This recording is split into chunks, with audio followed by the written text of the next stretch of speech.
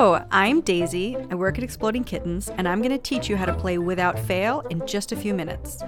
The goal of the game is simple. Just be the first player to get 5 or more points. The way you get points is by attempting challenges that start out really easy. But this is not like any other game you've played before. In Without Fail, there are 2 important roles, the challenger and the teammate. The challenger is the person who will attempt the challenge.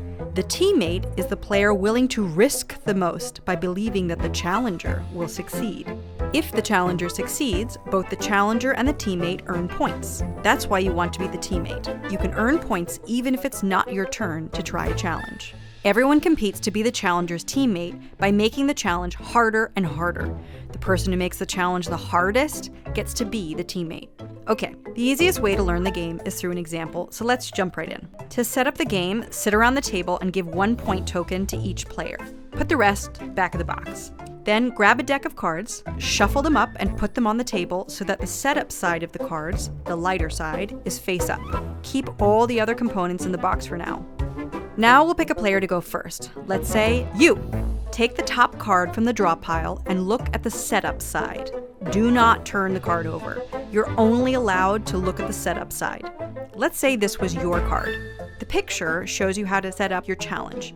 It shows here that it's set up on the floor, and so you'll put 2 cups right next to each other, with a sand timer next to the cups. That's it. Your job is over for now, and the focus moves to the other players. They are going to try to earn the right to be your teammate. No one knows what the challenge is yet, but the line here says, move the cups farther apart to make this challenge harder. Each player can do one of 2 things. They can either move one of the cups farther from the other to make the challenge harder, or they can drop out because they think the challenge is too hard and you're likely to fail.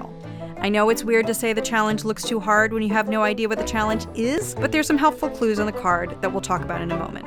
Player 1 starts and says, sure, I'll move one of the cups a few feet away from the other side, and then physically moves the cup. This is important. Don't just shout out distances. Instead, physically move the cups on the floor. Player 2 is next and says, I think they can be a bit further apart than that, and moves one of the cups again.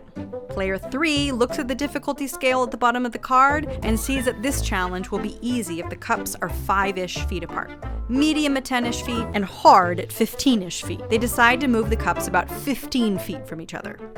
One quick note, you will never need a tape measure. 15-ish feet means just that, 15-ish. A little more, a little less, it doesn't really matter. Your best guess is fine. Okay, now we're back to player 1, and they think that player 3 moved the cups too far apart, and that you'll probably fail the challenge when you try it. Instead of moving the cups any farther, they say, I drop out. On player 2's turn, they nudge one of the cups the tiniest amount farther.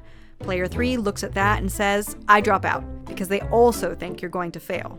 Player 2 is the only player left because they made the challenge the hardest, so they officially become your teammate, and the difficulty level they set for the challenge is final. Now you can turn over the card and read the challenge out loud to all the players. I must run back and forth between the 2 cups 5 times. I have 30 seconds. Start the timer now. Uh-oh, that would have been easy when the cups were right next to each other, but the other players believed in you so much that the cups are now on the opposite sides of the room and the timer has already started. After the challenge, if you were successful, both you and your teammate get 1 point. If you failed, everyone else, meaning all the players that dropped out, get 1 point. But also, you and your teammate lose 1 point token each. Notice that the penalty for failing is greater than the reward for success. That means you have to be careful when you make the challenge harder. Believing in your friends is great, but too much faith and you'll make the challenge impossible. That is the fastest way to lose the game. Okay, that's everything you need to know, so let's quickly recap.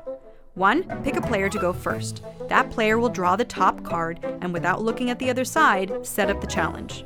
2. Go through the process of getting a teammate where the other players compete to make the challenge harder.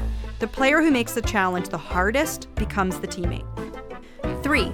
Read and attempt the challenge, and of course, unless stated otherwise on the card, no one can interfere. 4. Hand out points. 5. Discard the card, proceed clockwise to the next player as the challenger. 6. Then draw the next card and repeat the process.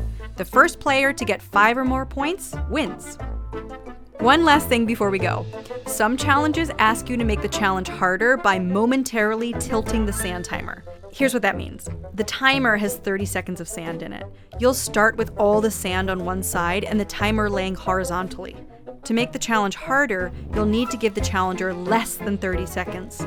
How much less is up to you, but you'll do this by tilting the timer upright so that sand falls from the full side to the empty side. When you think enough sand has fallen, lay the timer back down on its side to stop the flow of sand. Players can continue making the challenge harder by repeating this process so that there is less and less sand left in the timer.